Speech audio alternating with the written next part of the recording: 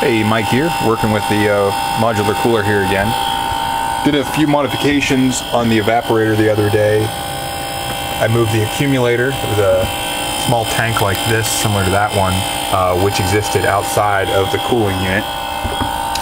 That accumulator was intended to prevent any kind of slugging, so I could properly charge the evaporator and try to avoid any liquid slugging back to the compressor. What I found was that even with some insulation on it, the copper absorbed far too much heat and increased the suction temperature to the point where the compressor could easily overheat.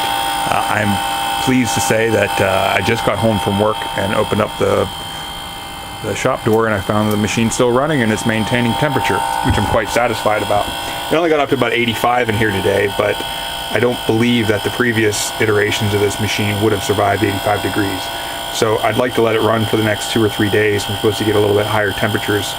I might even close my vent and stuff and try to cook this thing, see if I can't get it to overload. I'm very pleased, like I said, to say that it's running.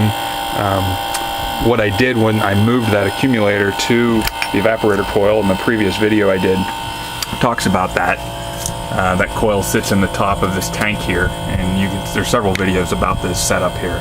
But that tank, or that accumulator, is inside this tank here, and it kind of maintains. I'm able to charge this thing to the point where it will actually, it's fully charged, it's fully fed, and my suction gas is never more than about 20 degrees higher than saturation pressure on the suction side. When I first did it, put that tank in there and set the thing up, I went back to about a little over 4 feet of capillary tubing. I kind of wanted to start over again with that and then dial it back as I saw fit. What I found right away was that I wasn't able to charge, to feed the evaporator enough refrigerant. I was getting far too much subcooling and too much superheat, and didn't seem. And if I kept charging and charging and charging, eventually the compressor would go out on overload as the amount of refrigerant it was handling was high, so the load was high, but it wasn't getting enough cooling. Once I dialed this back to about 2 feet of O31, which in previous iterations didn't work very well, I was able to feed the evaporator, and see right now we're at about -4 degrees Fahrenheit on the evaporator suction, but actually before the accumulator. I have a thermocouple built right in there, which is pretty good because we're at about 16 pounds per square inch, which corresponds to -11. So we're a little bit warmer than I've seen run previously. Usually it's right around saturation.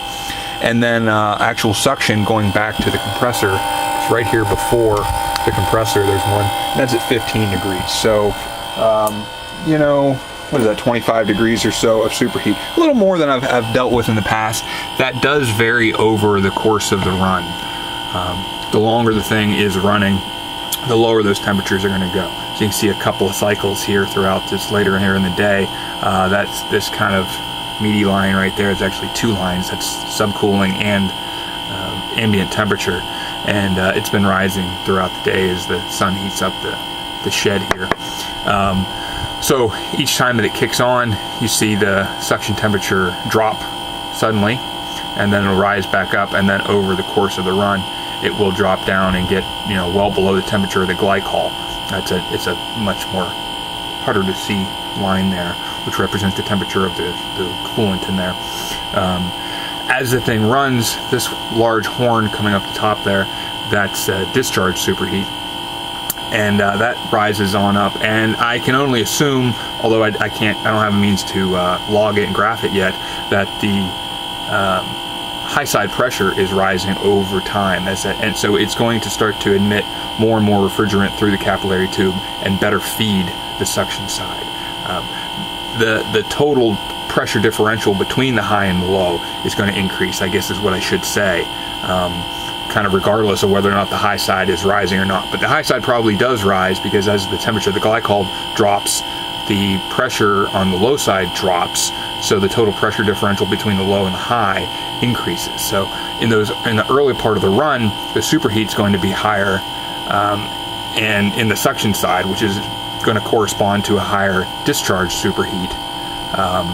Although you don't really see that here. I suppose it would be the higher suction superheat is going to end up producing higher discharge pressures. But regardless, over time, that refrigerant in the high side is going to start to migrate more towards the low side. It's going to better feed that evaporator, and that's what I see here. So the red line quart is the one thermocouple in the tank there, right after the evaporator, and then this blue one above it that kind of tracks is right before the compressor. So that superheat temperature drops as well. You see the kind of the duty cycle going here, because you know this is start up and this is shut down, and then it's coasting, and then start up and it's shut down, it's coasting.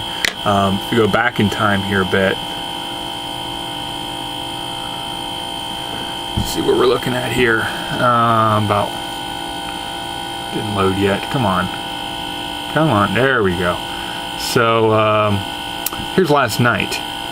So this is about midnight right here, and a little bit longer coasting times. Curious here is here in the middle of the night, about 1 o'clock in the morning, we don't have as long of a run time, and you see that the bottom end, see it's a little bit, starts to flatten out a little bit. You see it never quite gets there before everything's satisfied. Now I did add some thermal mass last night to it. It's a couple of pounds of rabbit meat, not my food, but the cat's. So the coast time increases. Now here we see even a better version of that. See, it just drops suddenly, and before it ever flattens out, the thermostat's satisfied and it shuts off. And we have those longer coast times. That was pretty interesting to me. The thing I thought was really neat. Let's go back live here. There we go. I don't know exactly what. I don't know if you can see this very well. About the middle of the run right there, there's a sudden drop right there, and there's actually one right there too. I don't know exactly what that is. I can guess, but that would just be guessing. Maybe it has something to do with the characteristics of a capillary tube. Maybe there's choked flow for a while, and then once the pressure differential gets high enough, maybe the capillary tube is operating more towards, I don't know. This, though, I can kind of guess as to what's going on here. A little more squiggly here on this one, if you notice. It's not so smooth. That little sharp rise right there, that's when I opened the door. So it's about 85 degrees in here, and when I opened the door up, we're down to 77 now. So the temperature would have quickly dropped a few degrees. There would have been a lot of air moving around as I whipped open that big old door, and the suction superheat rose. So it's a little bit warmer. The evaporator wasn't fed as well. It was being starved a little bit. And you can also see the discharge superheat doesn't horn as much, doesn't continue to rise. It starts to drop back, starts to drop off a little bit. So I can only assume, because I don't have my pressures logged here, that what happened was the temperature inside here, the ambient temperature dropped.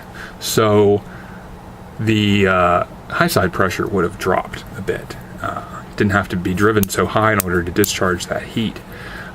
So without that high discharge pressure, high side pressure, it's not going to move as much refrigerant to the low side. So the low side gets starved a little bit until everything equalizes out and then starts to get back into its own little. So here's the darker blue line. You see a little spike right there. That's the air temperature inside when I open that door. So, kind of pleased. It's finally working half decent. I do have a small fan in there because you can see how frosted up this thing is. There's not good heat transfer. Stainless steel is piss poor for heat transfer, which is one of the reasons that I tried to build a little thermosiphon here. But I'll save that for the next video here. We'll talk about that.